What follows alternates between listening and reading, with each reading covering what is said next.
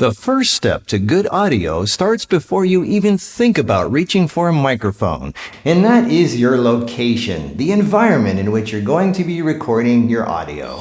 Some places may look great, but are a real challenge acoustically. Now, of course, when you're outdoors, you've got your traffic, your airplanes, your leaf blowers, and you can't really control your environment that much. You can only try to hide the microphone so it doesn't pick it up as much, and then you try to get rid of the rest in post-processing. And yes, I'm going to cover background noise removal in post-processing, but that's another video. Today, it's all about controlling your environment for audio, and you can't really control the outdoors very much.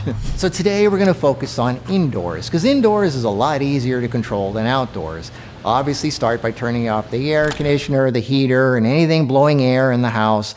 But also think about things outside, like the pool pump. Turn that off. Then walk around the house, and anything you can find that's making noise, like a dishwasher, a laundry machine, maybe even the refrigerator, or a computer, or fluorescent lights humming away. Turn everything off you possibly can and make the place as silent as possible. And what you're left with is probably the most common issue of shooting indoors, and that is echo and reverberation. And that's when you have a hard floor, or empty walls or glass or stuff like that. There's always some kind of sound bouncing around. So that's what we're going to find creative ways to deal with today. So let's get started. Okay, in the audio world, this is your enemy, a big empty wall or a hard floor like wood or tile. Just like in the world of light, a mirror reflects light back at you perfectly because it's a big, flat, shiny, hard surface. Well, it's the same with sound. Anything that's a big, flat, shiny, hard, so it doesn't have to be shiny, big, hard surface reflects sound waves back at you, causing reverberation and echo. So what you want to do is not have this, not have a big empty wall with big flat hard surfaces. So in the audio world, your friend is clutter.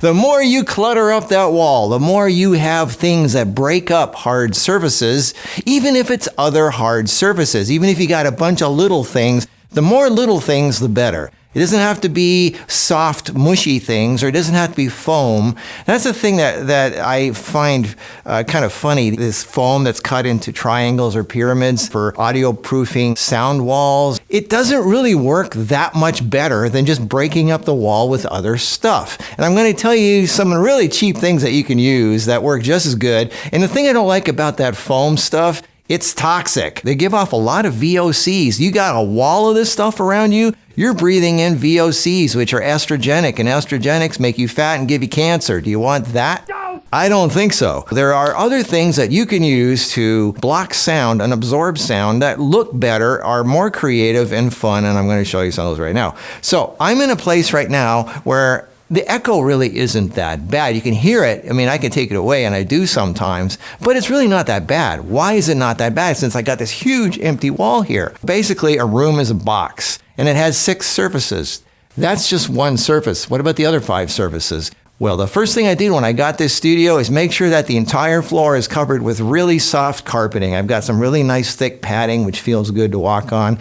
And then I've got this really soft carpeting, which is great for absorbing sound. I'll get more into that in a minute.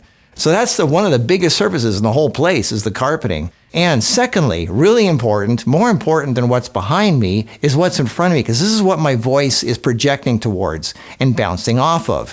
What is my voice projecting towards and bouncing off of? My voice is projecting at a giant wall of clutter. It's full of shelves and gear and all kinds of little knickknacks and things. All that stuff breaks up the sound. So that is something that my voice gets absorbed in and broken up, and there's not very much voice coming back to me from that wall. There's so much clutter all around me and all these sides, and left, right, up, and down, that the only bare wall that is reflecting sound is this thing here, and it's behind me. The microphone is protected. It is in front of me, and it's blocked by my head, so it cannot hear what's coming off that wall. A lot of times when you have a shotgun mic above your head, it's floating in the open air, and it can get the sound off the wall. But I have a little tiny mic that's stuck in front that cannot hear anything that's coming off that wall. So that's another good thing, is when you have a microphone here or anywhere here that's protected by your head and your body and your clothes, that's a good thing when you have a big empty space. But now you've had an empty wall in front of you, that would be a problem because your voice projects to that wall and bounces back. but I have a cluttered wall on this side. Off to my left here, I literally have a jungle of props that helps break up sound. And over here, I've got all kinds of light stands and clutter, which helps break up sound also. The ceiling is all broken up with the patterns and designs. Even these lights have what's called egg crates on them. This is actually something that helps absorb sound. It doesn't just help with light, it helps with sound also. So my voice is getting absorbed by what it's aiming at. So there's not a lot bouncing back to this wall. This wall is not getting a lot of sound. So in the audio world, their best friend is clutter. And I don't think that's very hard for most Americans, being such a consumer-oriented society. Clutter is the audio person's best friend because it breaks up hard surfaces. But let's say, like most people, you're in an empty room that has 4 empty walls, a pretty bare ceiling, and maybe carpeting, but 5 of the 6 sides are hard surfaces. You need to break up those surfaces. The best sound absorbing stuff that you can put on a wall, in my opinion, is also something that's highly accessible to almost all people. And it's the stuff you're standing on. Carpeting. Carpeting is what I think is one of the best things you could possibly stick on a wall that makes it sound absorbing. Just staple it to the wall. Literally just staple, and I don't mean bits and pieces of it, I mean cover the whole wall with it. It's not only the best sound absorbing stuff, it looks cool. You can get all kinds of colors and designs. It's soft. It makes you feel at home. It's kind of got this really nice cozy feel to it.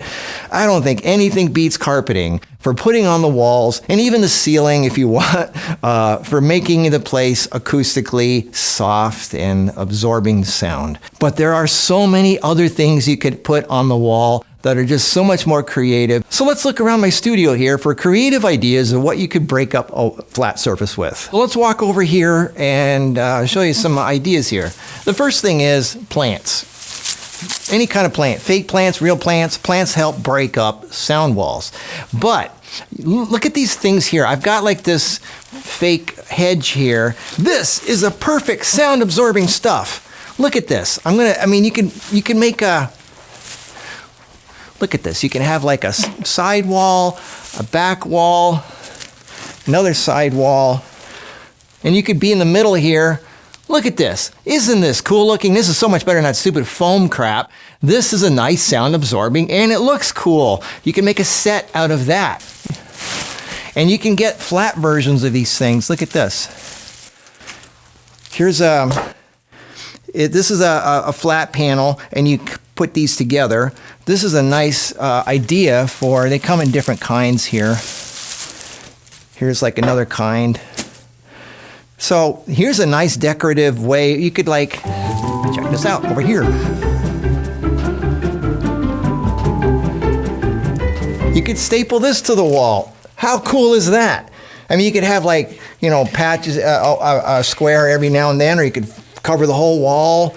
But this is an awesome way of breaking up a wall. What else we got here? I mean, fabrics. You've obviously got fabrics. Curtains, which is probably the most common way of breaking up a wall that's a great sound absorbing stuff, is curtains. And I'll do that in a second. Here's some more stuff. Here's like some fake moss or grass. There's a store here in town that sells fake plants. What do you call those? Silk plants, fake plants. And there's a whole bunch of ideas that you could do with that. But let's say you don't have the money or the resources to get cool stuff like this. You already have a room in your house that is one of the best sound recording environments that you could have. It's not great for video, but it's great for audio. And I go into this thing every now and then to do a quick audio recording. Follow me. And that is a closet. Now, this is my props and costume closet, but anybody's closet will work. You have all this look at how broken up this wall is. This is the perfect way to absorb sound, and especially anything that's fabric or clothing that's all, broken up. This is the perfect way to get good audio. And even here, this is not fabric soft stuff, but it breaks up the sound. I mean, the sound in here is so cool for audio. You've got a hard ceiling up here. The ceiling is, you don't want to, that's another thing. You don't want to have a place that's acoustically dead, where it absorbs all the sound. You want to have a little bit of bounce. So the ceiling offers that. and there's a few hard flat spots, but this is a perfect combination of absorbency, reflection, and it gives it a more real feel. Everybody's got a closet. So let's say you have a hard floor like this wood right here. Obviously throw rugs are good for breaking that up, but these are expensive. I got something a lot cheaper for breaking up the hard surface for sound. So here's what you do. I have a bunch of these. These are moving blankets or furniture blankets, which you get at U-Haul or U-Line. They come in different kinds. They come in like this recycled material like that, or the more expensive ones like this, which are kind of quilted. And you can get these in, like I said, a U-Haul or U-Line. And this is what you line everything. Like when you have a hardwood, let's go upstairs, I'll show you.